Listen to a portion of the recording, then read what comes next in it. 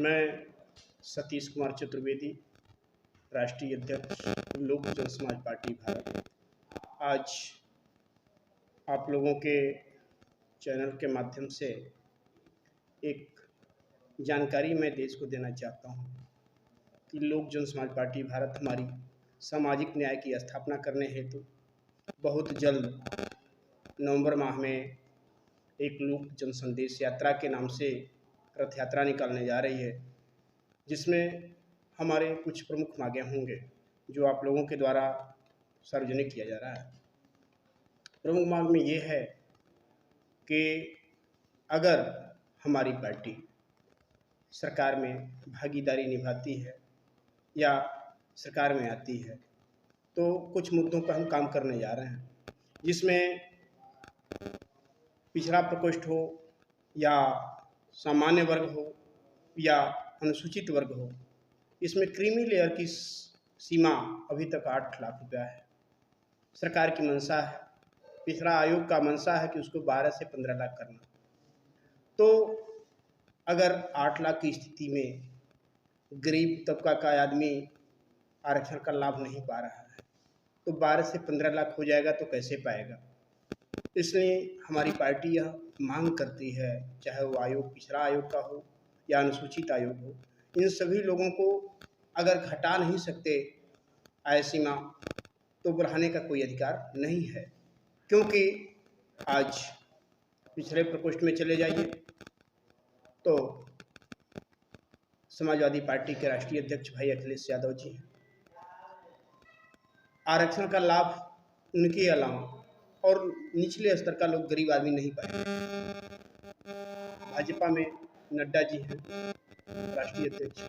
पिछड़ा प्रकोष्ठ का चाहिए 8 लाख के तक का है, तो ऐसे लोगों को लाभ मिलना शुरू हो जाता है। अनुसूचित में जाइए तो बहुजन समाज पार्टी से सुश्री मायावती जी हैं, कांग्रेस पार्टी से आपके मल्लिकार्जुन खड़गे जी हैं। लाभ इन लोगों को मिलना शुरू हो जाएगा जो ही 8 लाख से ऊपर एवं हुआ आय का स्रोत लोगों का। तो क्रीमी लेयर की सीमा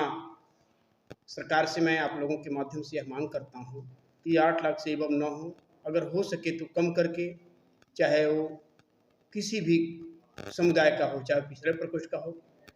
पिछड़ी जाति का हो, अनुसूचित जाति का हो, अनुसूचित जनजाति का हो,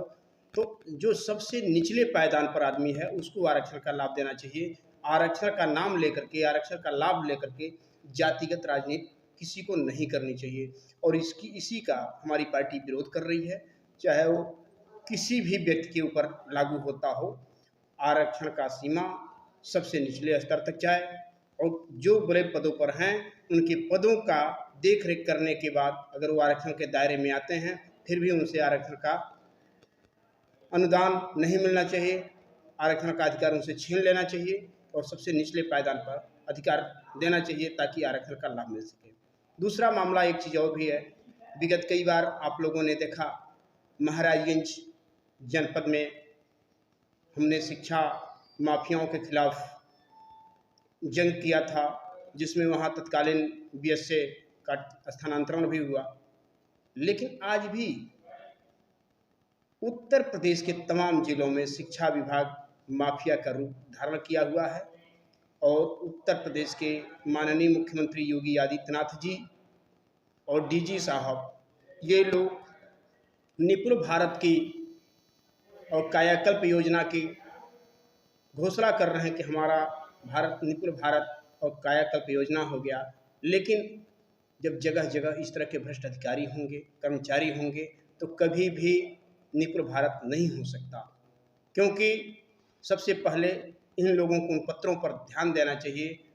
कि किन किन मुद्दों पर हम लोगों ने चर्चा किया था। और आने वाले नवंबर माह में जो हमारा रथ यात्रा निकलने जा रहा है, ये बहुत व्यापक रथ यात्रा होगा और इन सभी मुद्दों को लेकर के हम चलने का प्रयास करेंगे और आप लोगों से यह आशा रखते हैं, अपेक्षा रखते हैं कि हमारी इस बातों को सरकार तक जरूर पहुंचाएंगे कि क्रीमी लेयर की आय सीमा 8 लाख से ऊपर न बढ़ाया जाए और संबंधित शिक्षा विभाग के माफियागिरी को हटाते हुए उचित कार्रवाई करते हुए भारत को निपुण भारत कार्य योजना में बनाया जाए। जय हिंद, जय जवान, जय किसान।